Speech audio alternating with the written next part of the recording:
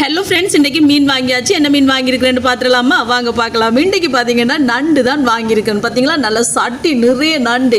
இவ்வளோ நண்டும் பார்த்தீங்கன்னு சொன்னால் ஃப்ரெண்ட்ஸ் 1000 ரூபா, இந்திய காசுக்கு 291 ரூபா வருது ஃப்ரெண்ட்ஸ். உண்மைக்கு எனக்கு இன்றைக்கு என்ன லாபம் மாதிரி தான் இருந்துச்சு. வாங்கியாச்சு. நான் கொஞ்சம் லேட்டாக தான் செல்ட்டு நாட்டை கால் பண்ணி கேட்டேன், என்ன இருக்குது செல்ட்டு நாட்டை, உங்களுக்கு பிடிச்ச நண்டு இருக்குன்னு சொன்னேன். அதோட இவையோட அப்பாவை அனுப்பி டக்குன்னு வாங்கியாச்சு ஃப்ரெண்ட்ஸ் நண்டை. அதோட பார்த்தீங்கன்னு சொன்னால் பாறை மீன் வாங்கியிருக்கேன். இது மஞ்சட்டி பாறை இல்லை, இது கொஞ்சம் வெள்ளைப்பாறை, கணக்கான சைஸ் பாறை. 1/4 கிலோ 250 ரூபா.